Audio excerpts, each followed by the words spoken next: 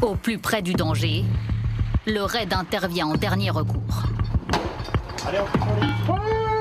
Derrière le raid, il n'y a plus rien. Ces policiers affrontent les crises les plus graves.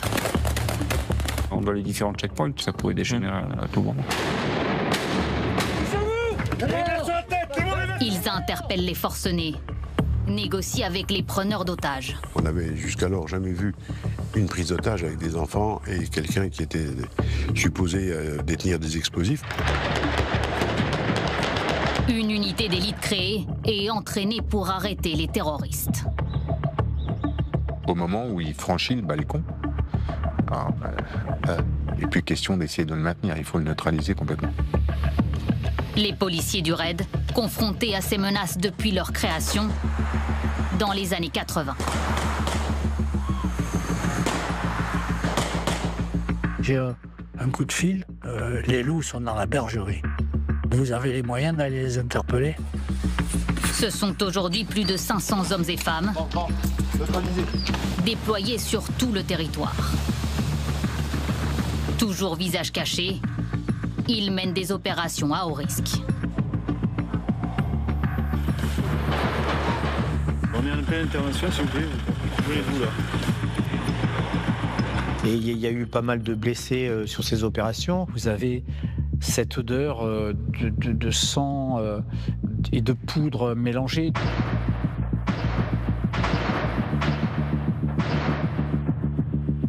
Ce que je me dis, c'est tu dois rester en vie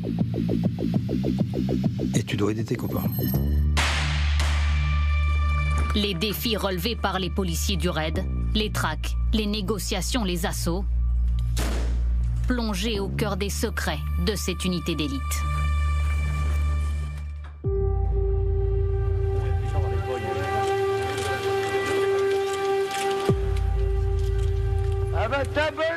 Armé, le président de la cour d'assises menotté à son poignet,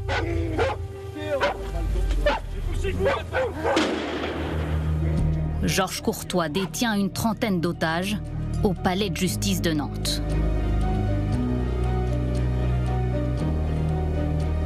Et là, il y a une caméra qui va prendre une balle. Et c'est là, à ce moment où je sors et je lui dis « Arrête tes conneries, tu vas nous flinguer quelqu'un. » Tant qu'ils n'interviendront pas sur les otages, nous, on leur promet de ne pas intervenir. Ange Mancini, le premier patron du raid. Il est ici à quelques mètres seulement d'un des trois malfaiteurs. En décembre 1985, un braqueur récidiviste a transformé son propre procès en une impressionnante prise d'otage. C'est la première intervention du raid. L'unité d'élite de la police nationale vient tout juste d'être créée. Le responsable de la communication du ministre, il m'appelle, il me dit « Mais ce ne serait pas un truc pour le raid ?» Il me dit « C'est évidemment, on a été créé pour ça. » Alors il me dit « Vous avez les moyens d'intervenir ?» Je dis « Oui, pas de problème. » Enfin, je n'avais personne, il y avait quelques mecs ici. Une mission très médiatisée. Georges Courtois et ses deux complices ont invité les caméras de télévision à l'intérieur. Quel effet ça vous fait d'être venu pour juger quelqu'un et finalement de vous retrouver en position d'être jugé à votre tour? Qu'est-ce que ça vous fait? On a recalmé la situation, quoi, parce qu'il y avait une vraie agitation. Et vous savez, dans ces cas-là, tous ceux qui ne savent pas faire, c'est un peu comme une poule qui a trouvé un couteau. Hein.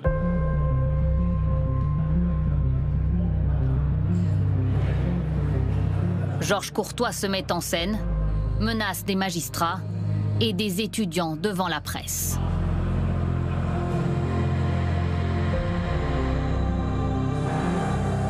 Ça, c'était une demande de Courtois. Il voulait s'exprimer devant la télé.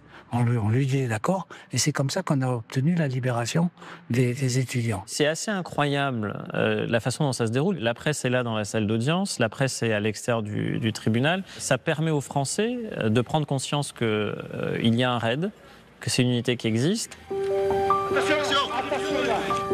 Au bout de plus de 30 heures d'angoisse, les malfaiteurs quittent le palais de justice avec un otage, direction l'aéroport.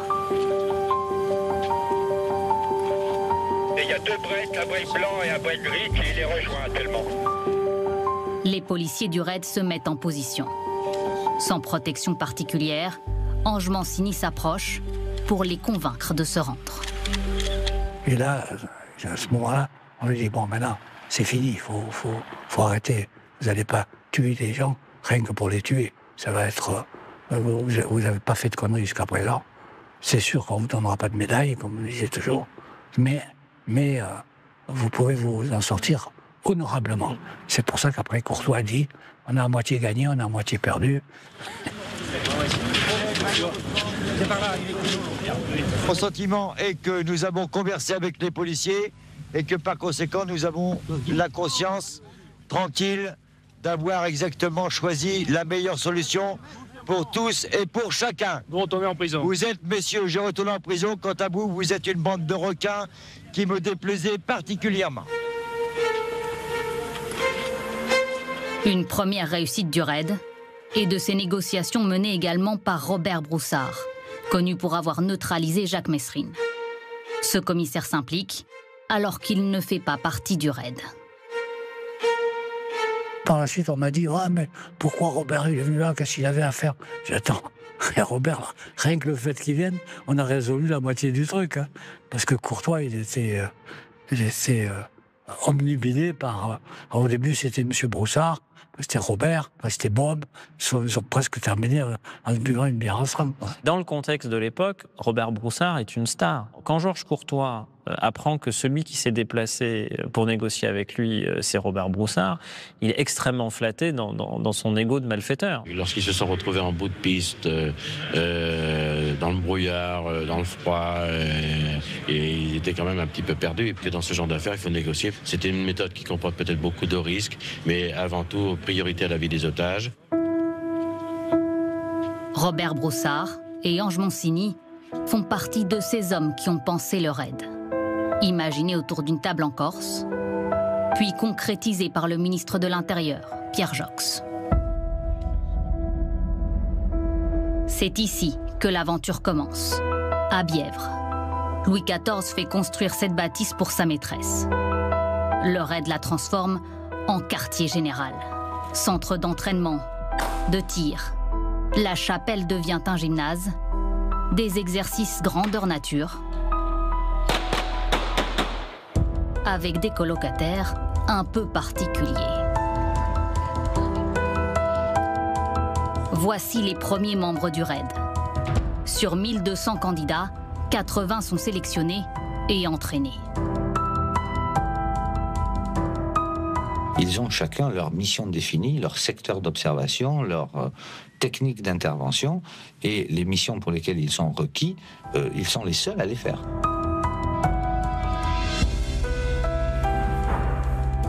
Des policiers capables de gérer un attentat, comme celui de Munich 13 ans plus tôt. Un groupe pro-palestinien Septembre Noir attaque les Jeux Olympiques en 1972.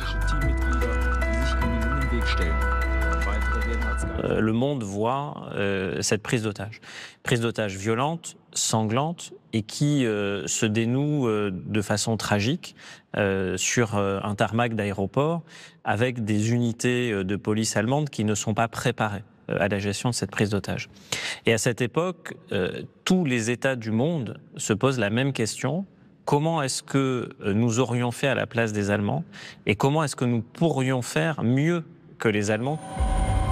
Émergent tout de suite des groupes d'intervention. Il manque une unité à compétence nationale au sein de la police. Le raid est créé en octobre 1985. RAID comme recherche, assistance, intervention, dissuasion.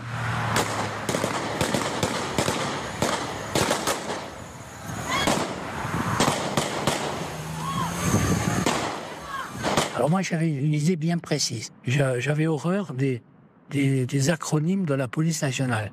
ORCTE, c'est un truc qui s'éternue, qui ne se prononce pas, c'était n'importe quoi. Et puis au bout d'un moment, on a trouvé RAID. Et RAID, ça m'a plu parce que d'abord c'était un mot court. La seule réserve qu'il y avait, c'est que c'était un produit anti-moustique. Et j'ai dit, bon, c'est pas grave, genre, tout le monde s'en foutra de ça. Et finalement, oui. Après le nom, la devise, servir sans faillir. une idée de l'épouse de Robert Broussard. Reste l'emblème.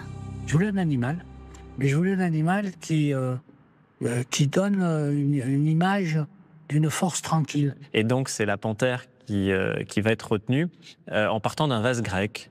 C'est un vase grec où il y a ce motif d'une panthère un peu tranquille, avec sa patte qui tombe, et qui donne un peu cette idée de force tranquille, dans un contexte où c'est aussi un slogan de la campagne de François Mitterrand, qui avait beaucoup marqué les esprits.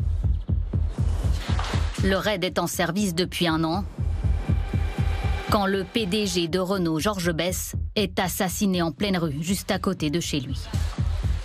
Une nouvelle attaque d'Action Directe, ce groupe d'ultra-gauche qui sévit depuis des années, responsable du meurtre du général René Audran. Les 4 meneurs d'Action Directe sont activement recherchés. Ménigon, Aubron, Cipriani et Rouillant. La traque conduit le raid devant cette ferme dans le Loiret. On casse la porte et à ce moment-là, il y a 3 des 4 qui étaient assis à une table en train de bouffer. Ils montent sur une échelle de meunier qui longeait la paroi pour monter à l'étage. Et Rouillant, lui, qui part le dernier, il monte avec un calibre à la main comme ça. Et à un moment donné, un mec lâche une rafale en bas de l'escalier, c'est du béton, et il prend un caillou de béton dans les fesses. Lui, il a peut-être pensé que c'était une balle ou un truc comme ça. Il a jeté que son calibre, il a dit « tirez pas, tirez pas ». Donc on n'a pas tiré. Ça sera une de mes grandes fiertés sur cette affaire. Les succès s'enchaînent jusqu'à cette soirée tragique du 31 août 1989. Un forcené, Gérard Marillier, est retranché chez lui à Rissorangis. Ça fait 10 ans que nous sommes voisins, mais on ne le voit presque pas. Il travaille à l'extérieur, mais c'est un monsieur qui semble très persécuté. L'individu est en pleine crise de démence, imprévisible. Il blesse un policier venu lui notifier son internement psychiatrique. Le raid est immédiatement appelé. Quand on arrive, il y a un silence total, pas de bruit, rien du tout. Dans l'immeuble, on n'entend rien, on va taper à la porte, on appelle, on téléphone, tout un tas de trucs, rien ne bouge. Ange Mancini est avec l'équipe qui doit passer par la porte. Christian Caron, surnommé Kiki, emprunte l'échelle des pompiers. Le plan semble bien ficelé, mais rien ne se déroule comme prévu. Malheureusement, la porte n'explose pas. Moi, j'essaie d'appeler Kiki pour lui dire « Kiki, n'y va pas ». La porte n'a pas sauté. La radio ne fonctionne pas. Kiki, qui entend le truc, pénètre avec 2 de ses gars, avec Setter et Azosi, pénètre dans l'appart. Et là, il se trouve face à Marillier. Il ne répond pas. Et donc, on craint le pire à ce moment-là. L'inspecteur Christian Caron et le sous-brigadier Fernand Setter sont tués par le forcené. Ce sont les 2 premiers morts de l'histoire du raid. C'est le moment le plus difficile, c'est le rôle du chef, bien sûr. En plus, moi, j'étais très, très copain avec Kiki et avec sa famille. Et quand je vais annoncer à sa femme, eux, ils avaient entendu à la radio, mais ils ne savaient pas ce que c'était. Alors les gamins, eux, ils ne se rendent pas compte, mais ils viennent me faire la fête. Et puis je vois la femme de Kiki, là, qui elle a compris tout de suite. C'est très difficile.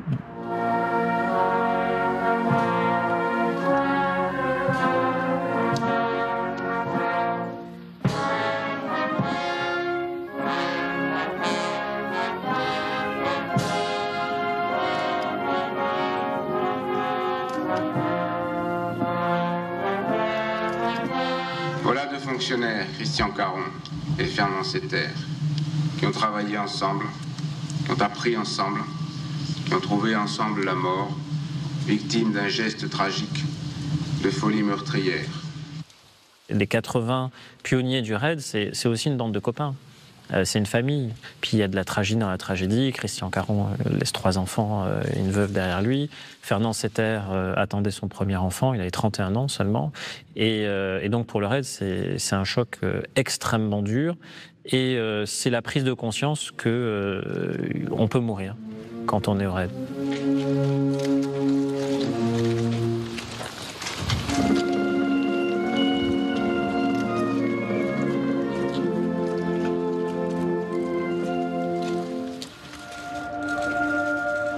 Le raid, à nouveau en deuil 7 ans plus tard.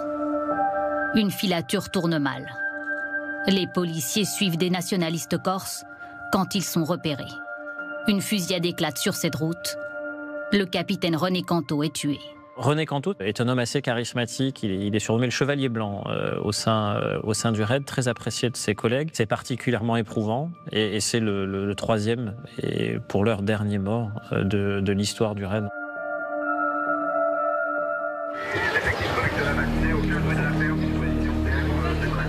En quelques années, l'unité se métamorphose.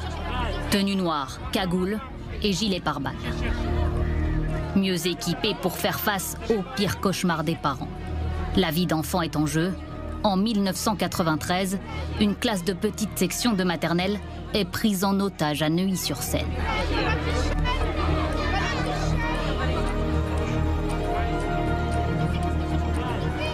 On n'avait jusqu'alors jamais vu une prise d'otage avec des enfants et quelqu'un qui était supposé détenir des explosifs. Il y a un petit panneau sur la porte, une feuille A4 qui a été collée sur la porte de la classe. Il a dit si quelqu'un rentre, on fait tout sauter. Quand on arrive sur place, là, on constate tout de suite que c'est très sérieux. Évidemment, c'est une impression de chaos, de confusion, énormément de monde. Mais très vite, on comprend que c'est du sérieux. Michel Marie, négociateur en chef dans les années 90. C'est le premier à occuper officiellement ce poste au raid. Jusque-là, seuls les chefs négociaient. Par la suite, la fonction se professionnalise. Sur cette prise d'otage, Michel Marie a affaire à un homme cagoulé. Il se fait appeler Human Bomb, exige une rançon et menace de tout faire exploser. Poliment, je frappe à la porte. J'ouvre, il ne répond pas. Hein. On est face à quelqu'un qui refuse de s'exprimer. Et là, on se dit, enfin moi je me dis plus précisément, je me dis, mais est-ce qu'il ne serait pas en train de jouer la montre? Il faut que ça dure. Le raid parvient à mettre la classe sur écoute et installe une caméra pour surveiller l'état des enfants. L'attente est insupportable pour les parents. La négociation n'est pas toujours là où on pense. Hein. La négociation, c'était à la limite presque plus dur, avec les parents qui partaient dans tous les sens, et des gens qui voulaient en faire qu'à leur tête. Ils voulaient de force rentrer dans la salle de classe. Et ça, c'était très compliqué, hein, très très compliqué. Je suis rentré, j'ai dit voilà, je suis le père de Lucas. Donnez-moi mon fils. J'ai pris mon fils, je l'ai amené, j'ai donné dans les bras de mon frère, et je suis retourné tout de suite. Et ça, en 2025, ce serait inenvisageable.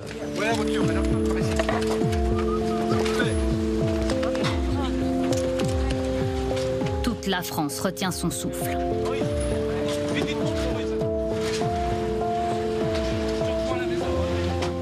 Même le maire de la ville, depuis peu ministre du budget, entre dans la classe et essaye de négocier.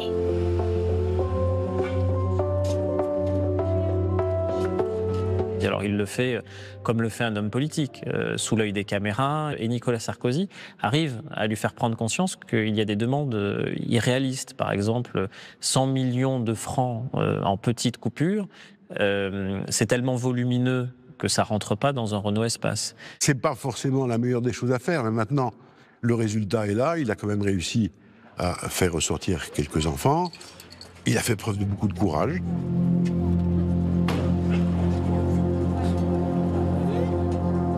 Dans les premières heures, il y a un certain nombre d'enfants qui ont été libérés, tout simplement parce que 21 gamins qui font pipi, caca, qui pleurent, c'est ingérable.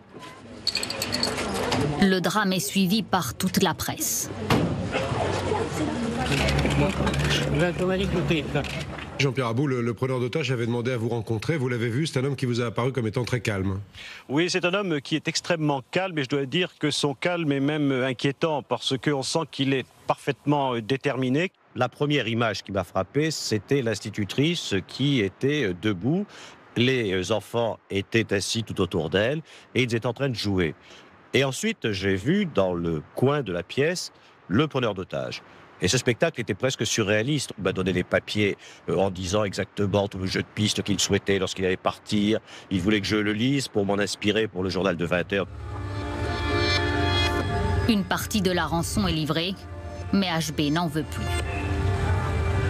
Human Bomb, Eric Schmidt, de son vrai nom, est un patron dont l'entreprise a fait faillite. Il a perdu pied. Nous allons vous demander de reculer un petit peu parce que nous sommes tenus d'élargir un petit peu le périmètre de sécurité. Les enfants passent une deuxième nuit séquestrés, entourés d'explosifs. Leur institutrice avec eux. Pour l'aider avec les élèves, Evelyne Lambert intervient. L'institutrice est allée se reposer quelques heures dans une salle attenante. C'est la jeune pédiatre des sapeurs-pompiers, Evelyne Lambert, remarquable de sang-froid elle aussi, qui veille auprès de ses enfants. La vraie mission de cette capitaine médecin-pompier, informer le RAID sur l'évolution de la situation et l'état d'HB. Il a eu quelques crises d'angoisse qui à chaque fois étaient liées à des interprétations, des espèces de crises de délire sur des dessins ou ce qui se passait à l'extérieur à cause de sa peur du raid et des interventions. Après au moins 2 nuits blanches, Eric Schmidt manque de sommeil, se met à délirer. Il faut intervenir au plus vite. Le raid élabore un plan. Pour l'endormir, ils mettent des somnifères dans son café.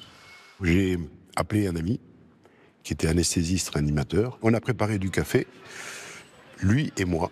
Et moi, je faisais le goûteur. HB s'endort. Evelyne Lambert doit s'en assurer. Le secoue. Elle peut enfin donner le feu vert aux forces d'intervention. Elle devait se présenter devant la caméra et déboutonner sa blouse qui allait donner le top départ. Elle avait pris le soin de regrouper les enfants et de les recouvrir de matelas pour faire le jeu de la tortue. Une chose est sûre, c'est que quand les hommes du raid, les 5 ou 6 qui sont entrés pour récupérer les petites filles, eh ben, les petites filles, elles ont eu peur, elles ont crié. Et HB, qui était effectivement assoupi, se serait, parce qu'il n'y a qu'eux qui peuvent le dire, se serait réveillé ou au moins aurait ouvert les yeux, levé la tête, et à ce moment-là, les autres lui auraient tiré dessus. Un geste fatal, vivement critiqué. Une enquête est ouverte sur les circonstances de la mort d'Eric Schmidt. S'il était en position de sommeil relatif, on va dire, il avait tout à fait la possibilité de sauter sur son système de mise à feu, donc à pression, et de déclencher. Et le geste, c'est de l'ordre du centième de seconde. Et pour que le geste ne se fasse pas, eh bien, il fallait obligatoirement tirer dans la tête. Et c'est ce qui s'est passé. La polémique ternit le succès de l'opération. Au bout de 30 heures insoutenables, les enfants sont évacués, sains et saufs.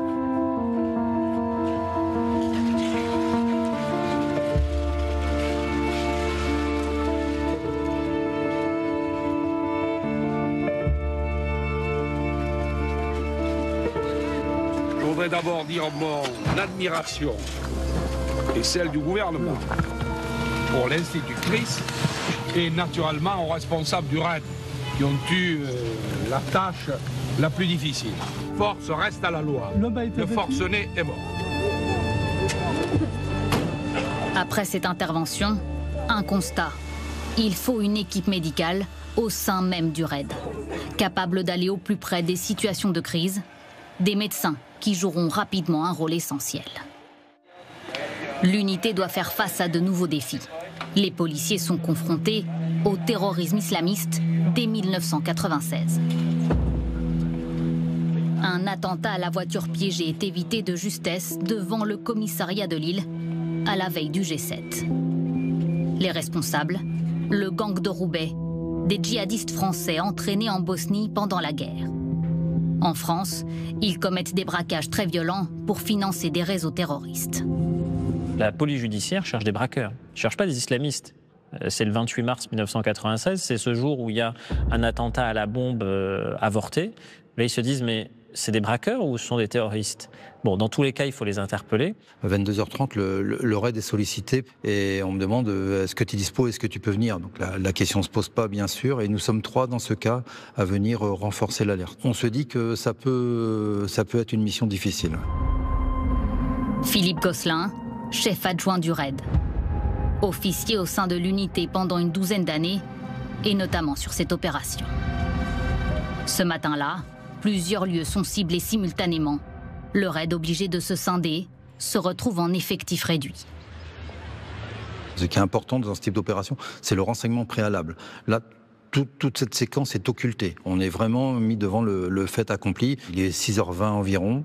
Et ce qu'on ne sait pas, c'est que ils ont déjà fait leur prière, ils sont levés, ils sont debout, ils sont habillés, ils ont pris leur petit déjeuner, ils sont équipés, ils ont l'armement sur eux et ils sont prêts à partir parce qu'ils partent sur un braquage. Le premier groupe qui doit traiter le rez-de-chaussée, il est tout de suite confronté à des tirs. Et d'un coup, on a entendu un boum, et puis je me suis demandé ce que c'était. Après, j'ai regardé dans la fenêtre et j'ai vu les policiers dans la cour.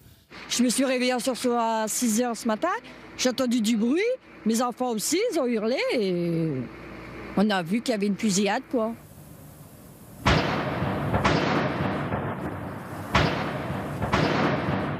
Des échanges de tirs intenses. 20 minutes sans interruption. Les policiers manquent de balles. Ils sont obligés d'acheminer des munitions supplémentaires. C'était une fusillade d'exception.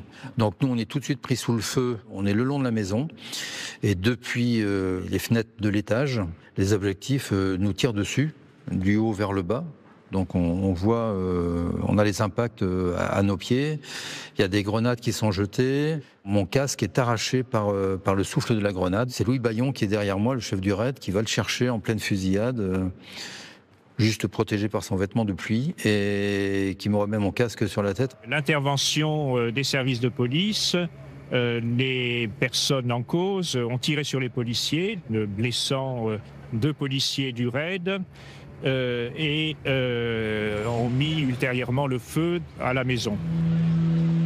Un médecin du raid prend immédiatement en charge le policier touché. Il y a urgence. Le médecin qui est avec nous va le sauver parce qu'il est en train de se noyer. Il se noie dans son sang avec une impossibilité de se ventiler. Ouais.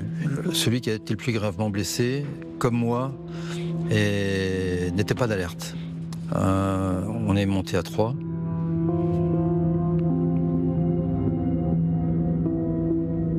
Et puis on est descendu à 2, quoi. Le policier s'en sort avec de lourdes séquelles. Les difficultés et l'intensité de cet assaut poussent le raid à revoir ses méthodes et ses équipements. L'unité d'élite est également confrontée au terrorisme corse. Le raid est chargé de retrouver Yvan Colonna, suspect numéro 1 du meurtre du préfet Claude Erignac à Ajaccio. Son nom vient d'apparaître dans l'enquête quand il accepte de répondre aux questions d'une équipe de TF1, seulement quelques heures avant de prendre la fuite. Il faut des coupables à tout prix, et bien on trouve des gens qui ont le profil. Alors peut-être qu'on a le profil des gens qui sont responsables de cette action, mais on n'y est pour rien. Il devient l'un des hommes les plus recherchés de France.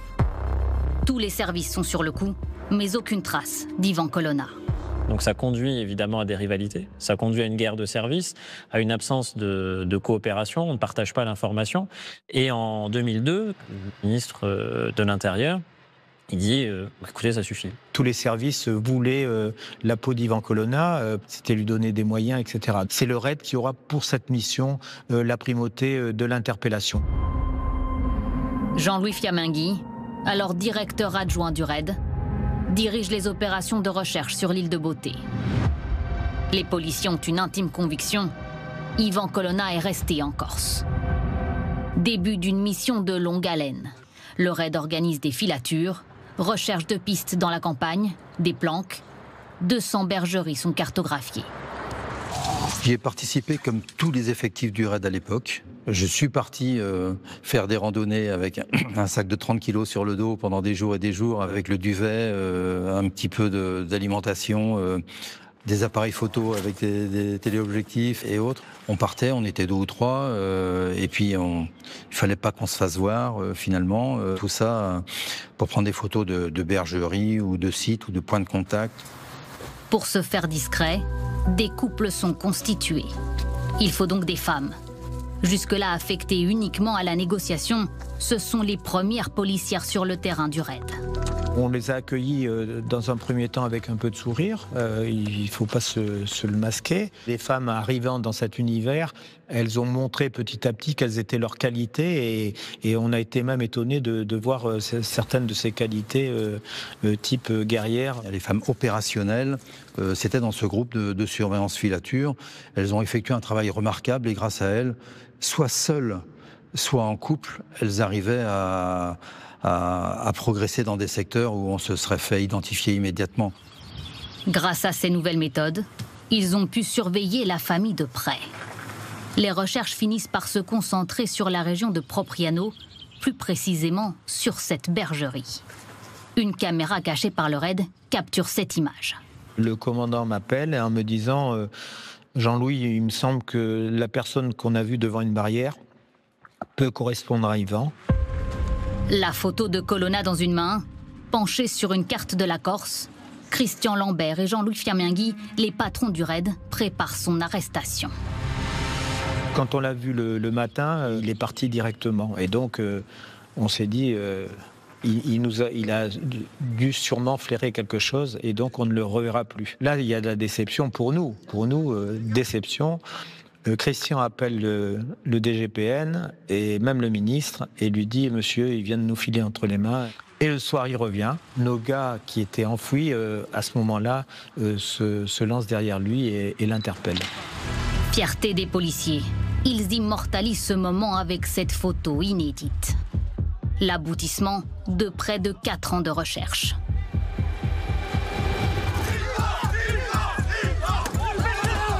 Sur cette mission, le raid a appris à fonctionner aussi dans la durée.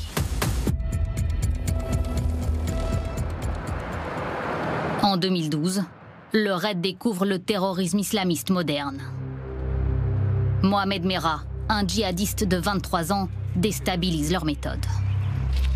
Série d'attaques meurtrières. Un militaire en civil est assassiné à Toulouse. 2 autres soldats tués juste à côté de leur caserne à Montauban. Mohamed Merah franchit un nouveau stade dans l'horreur. Devant cette école juive, il tue de sang-froid 3 enfants et un enseignant. Il filme tous ses crimes avec une petite caméra embarquée. Au moment où je pars, l'enquête débute tout juste.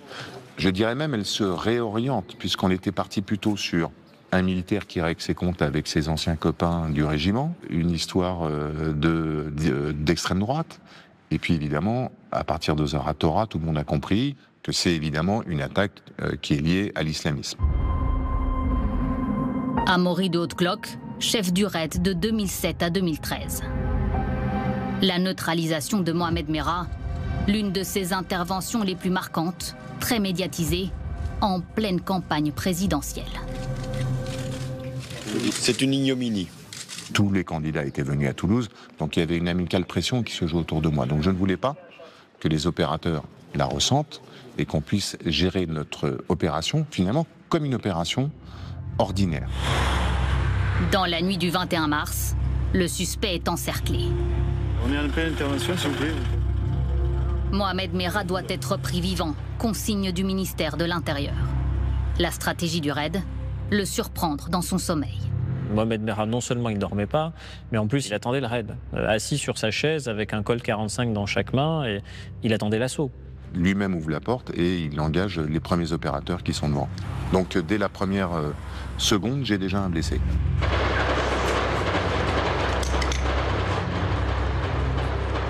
Il nous le dit tout de suite. Et je viens de rentrer. En fait, il est sorti parce qu'il y avait une issue de l'immeuble que personne n'avait, qui était par les sous-sols pour aller essayer de publier sa fameuse vidéo et de repérer le domicile d'un militaire qu'il comptait traiter à 6 h du matin. On trouve les modalités. Début des négociations. Les conversations sont enregistrées. On a affaire à quelqu'un qui a un discours plutôt sensé. Il est très calme, hein. Il est parfaitement légitime pour lui que d'attaquer à la fois les représentants de la puissance occidentale qu'est la France au travers de son armée, mais en même temps des représentants de la communauté juive, y compris les enfants. Donc vous voyez pas bien quel est l'interstice que vous allez pouvoir accrocher pour lui dire c'est fini, maintenant tu te rends.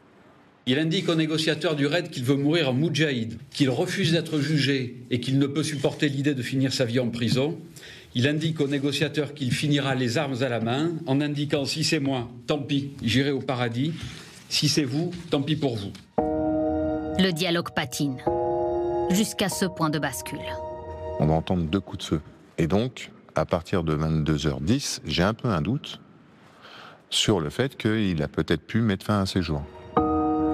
Mohamed Merah ne répond plus. S'il est encore en vie, les policiers veulent l'empêcher de dormir. Il indique au négociateur du RAID qu'il veut mourir en moudjahid, qu'il refuse d'être jugé et qu'il ne peut supporter l'idée de finir sa vie en prison. Il indique au négociateur qu'il finira les armes à la main en indiquant « si c'est moi, tant pis, j'irai au paradis. Si c'est vous, tant pis pour vous ». Le dialogue patine, jusqu'à ce point de bascule. On va entendre 2 coups de feu. Et donc, à partir de 22h10, j'ai un peu un doute sur le fait qu'il a peut-être pu mettre fin à ses jours. Mohamed Merah ne répond plus. S'il est encore en vie, les policiers veulent l'empêcher de dormir. Le matin, feu vert des autorités. Vers 10h30, l'assaut final. Une petite caméra explore l'appartement. 12 policiers entrent. Mohamed Merah sort de la salle de bain. Il tire sans hésiter. Il continue en fait à avancer, armé et à tirer en sautant du balcon jusqu'à ce qu'il soit atteint mortellement par des tirs en riposte qui sont effectués par les policiers du RAID, qui l'atteignent d'une balle dans la tête.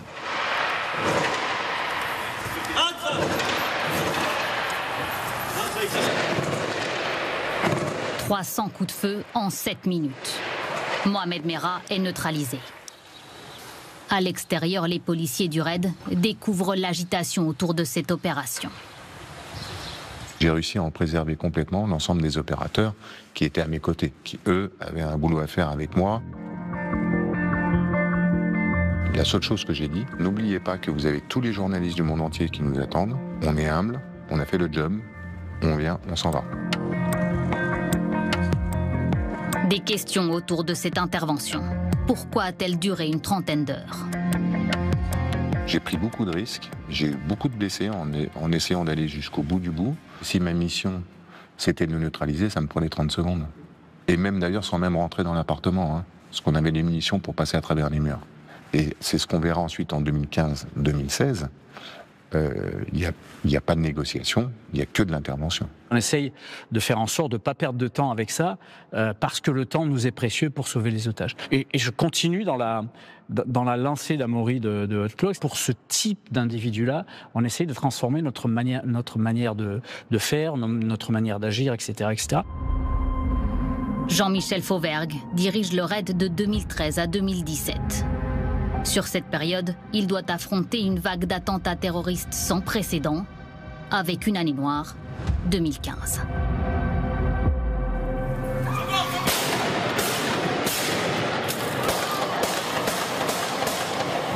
Début janvier, attaque dans les locaux du journal Charlie Hebdo. 12 personnes sont tuées.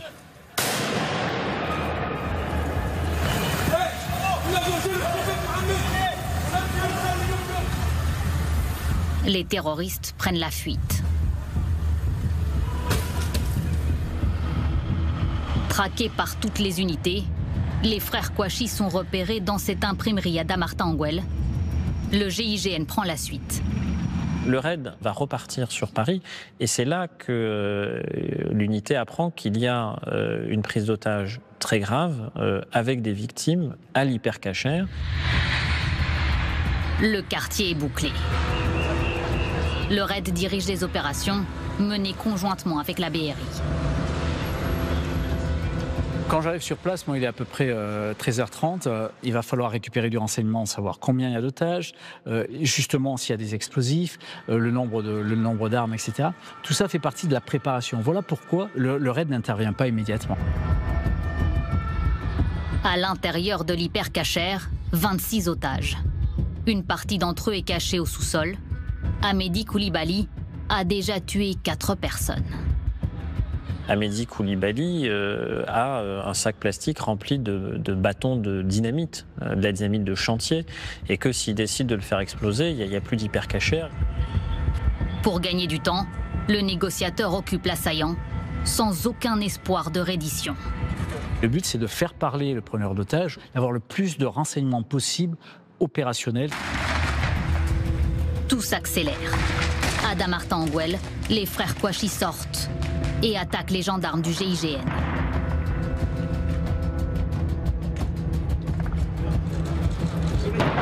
À la porte de Vincennes, l'assaut est précipité. Ce que l'on redoutait, c'est que Koulibaly, regardant la télévision, apprenne qu'il y avait eu l'assaut à Damartin et tue les otages. La diversion, ça a été d'abord faire exploser la porte arrière, la BRI qui prend le terroriste sous son feu, et ça nous permet, nous, d'avancer nos colonnes avant, d'ouvrir la porte. Visou, il rentre.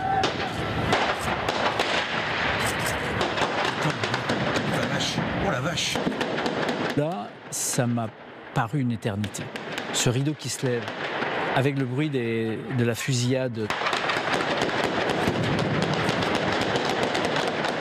L'idée, c'est que ceux de droite partent sur la droite, ceux de gauche partent sur la gauche. Sauf que sur la gauche, il y a tous les otages qui sont là. Très intelligemment, le premier de porte, au lieu de partir sur la gauche, il part sur la droite. Et donc il attire le tir du terroriste sur lui. Dan fait partie des premiers policiers du raid à entrer dans l'hypercachère. Il est immédiatement blessé. Moi, j'ai ressenti un choc violent au niveau des cuisses. Je regarde mes jambes, je ne vois pas de sang. Du coup, je reprends le bouclier, je reprends ma position. Et c'est à ce moment-là que la douleur est ressortie.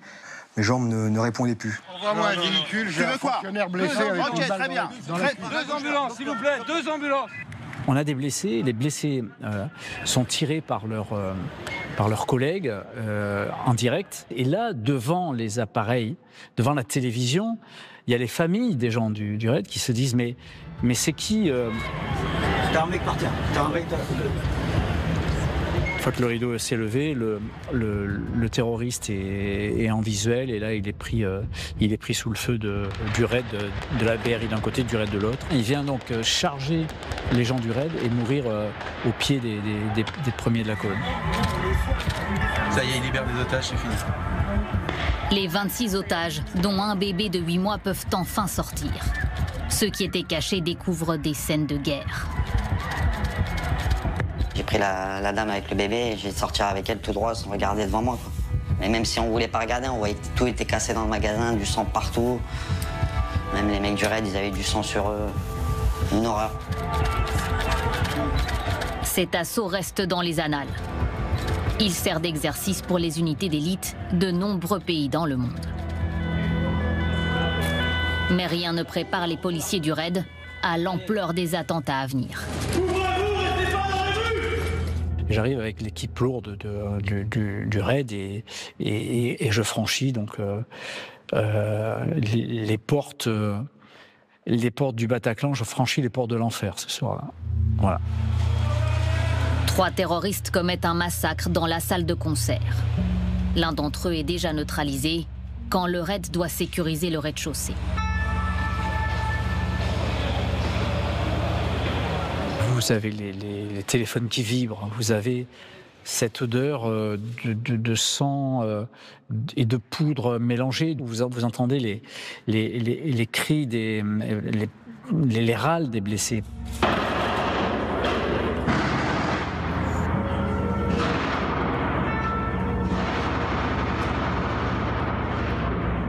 Je suis rentré en premier de colonne, ce qui n'arrive jamais. Je me vois mal m'écarter sur le côté en disant « c'est par là-bas que ça se passe, allez-y ». L'attentat au Bataclan fait 129 morts et des centaines de blessés. Il marque profondément les équipes.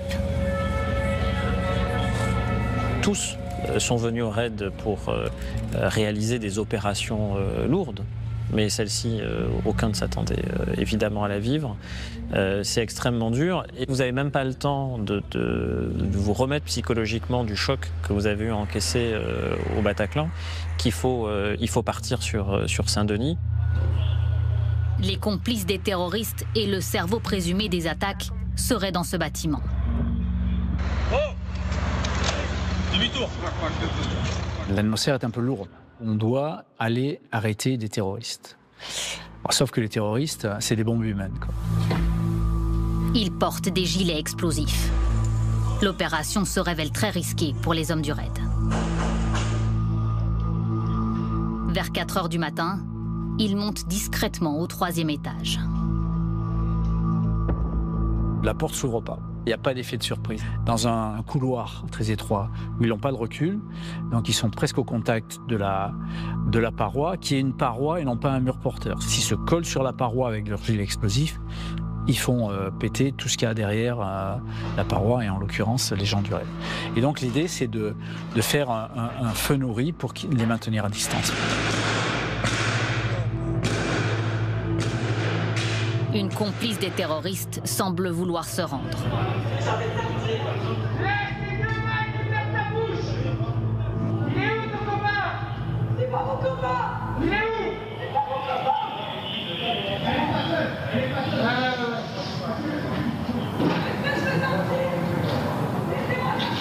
Quand elle dit je veux sortir, on se souvient quand même que elle est susceptible de porter un gilet explosif. Si on va jusqu'au bout de la conversation, le tireur lui dit « fais voir tes mains, approche-toi, etc. » et qu'elle ne le fait pas. Et donc, à partir de ce moment-là, on ne peut pas prendre un risque, quel qu'il soit. Un gilet explose. L'explosion est tellement forte qu'elle vrille un mur porteur. Et on se demande si l'édifice va nous tomber dessus ou va pas nous tomber dessus. À un moment, on n'entend plus tirer, donc plutôt que de prendre des risques inconsidérés, on envoie le chien, Diesel. Il y en a un minima un qui était encore là et qui va abattre le chien. Des grenades et des milliers de coups de feu. Après l'intervention, le bâtiment est sur le point de s'effondrer. L'intensité et la violence de l'opération déclenchent une controverse. Un succès malgré tout pour le ministère de l'Intérieur. Cette intervention aurait permis d'éviter une attaque au centre commercial de la Défense. C'est une opération qui est aussi fortement commentée. Il y a des commentaires, des critiques qui atteignent dans leur honneur des opérateurs du raid. Donc oui, c'est lourd et il n'y a pas de place pour le répit. Ce sont 2-3 années, 2015, 2016, 2017, qui sont des années extrêmement éprouvantes pour l'unité. Le raid, force d'intervention et de protection. Les policiers sécurisent les transferts des détenus à haut risque. Mission moins connue, ils protègent les diplomates français à l'étranger. Août 2021, une de leurs interventions les plus périlleuses. Les talibans reprennent le pouvoir à Kaboul. L'ambassade de France se trouve ici, dans la zone verte, un quartier ultra sécurisé. Le raid évacue l'ambassadeur et ses conseillers jusqu'à l'aéroport. Il y avait le reste de l'équipe du raid. Donc on a échangé par téléphone, donc patron, on a effectué notre dernière mission, on a évacué l'ambassadeur de l'Union européenne, on est à l'aéroport, les talibans sont partout, mais on veut retourner à l'ambassade et aider nos équipiers. Jean-Baptiste Dulion est à la tête du raid de 2017 à 2024. Il est au QG, suit les opérations depuis cette salle, une pièce transformée en centre de gestion de crise et qui sera pérennisée. L'ambassade de France donc, à Kaboul était la dernière ambassade ouverte de la zone verte. Puis très rapidement, un regroupement de ressortissants afghans qui voulaient donc, obtenir la possibilité de rentrer dans l'ambassade et disposer donc, de la protection diplomatique. Donc ça a été très compliqué. Le raid doit évacuer plus de 300 Français et Afghans. 22h30, des véhicules blindés ouvrent la voie devant 12 minibus. C'était infernal parce que au départ de l'ambassade, on a soi-disant une escorte des talibans qui nous disent on va vous ouvrir la route, quasiment à la sortie de la zone verte, ils s'en vont. Et là on arrive, soi-disant on a une espèce de lettre d'un soi-disant responsable qui nous dit ils sont autorisés à rejoindre l'aéroport. Et là c'est parti. C'est 5 km dans un Kaboul où il y a des checkpoints à tous les carrefours avec des talibans armés jusqu'aux dents, que vous avez 300 Afghans qui veulent quitter le pays, que vous avez parmi eux le chef des services de renseignement afghans que les talibans veulent absolument récupérer, qu'on veut le cacher dans un coffre abrité sous une caisse de munitions. Il y avait une tension incroyable.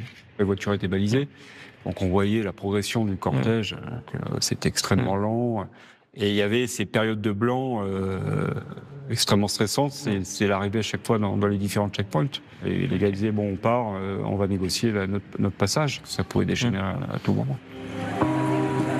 En cas de fusillade, pas de renfort à proximité. Là, ils sont totalement isolés. Donc on avait préparé une équipe de renfort, donc, bien entendu, avec les moyens de l'armée. Je les avais au téléphone régulièrement. Alors, on essayait de le guider, d'éclaircir certaines décisions qu'ils voulaient prendre. C'était surtout, encore une fois, du soutien permanent. On était 24/24 à sa disposition. Arrivé enfin à l'aéroport. Ce trajet qui prend normalement quelques minutes a duré 3 longues heures. Ah ouais, je me souviens toute ma vie. Ça repasse. C'est incroyable. Ça a été soulagement total.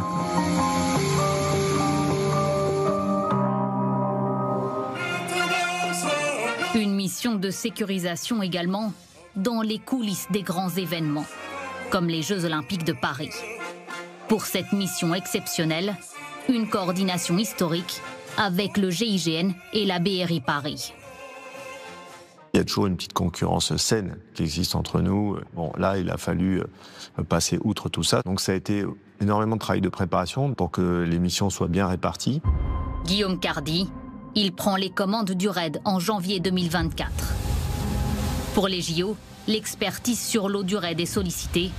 Rôle crucial des plongeurs de l'unité. Il y a eu un gros travail de dépollution de la Seine pour aller détecter les munitions historiques qui étaient présentes ou aller s'assurer qu'aucun explosif n'était posé soit sur des piliers d'un pont ou sous une zone d'embarquement ou sous un bateau. On avait environ 80 opérateurs du raid sur l'eau pour se positionner sur l'ensemble de l'itinéraire de la parade pour contrer toute action hostile nautique. Le raid en constante évolution, obligé de s'adapter à la menace. Au cours de son histoire, changement d'équipement, de méthode. 80 hommes au départ, aujourd'hui plus de 500 policiers qui doivent faire face à de nouveaux défis. Intelligence artificielle, drones, un danger imprévisible, également un précieux arsenal. Quand on se base trop sur la technologie et qu'elle vous plante, on revient systématiquement aux fondamentaux, avec de l'armement minimum, dans des contextes très dégradés. Les fonctionnaires du raid ont toujours le même esprit. C'est-à-dire l'humilité et l'humour, qui permet de se détendre après des moments de stress intense. C'est les valeurs de discipline, de disponibilité. Elles sont présentes aujourd'hui, elles seront présentes demain. Au fil des années, tout change, sauf l'identité du raid.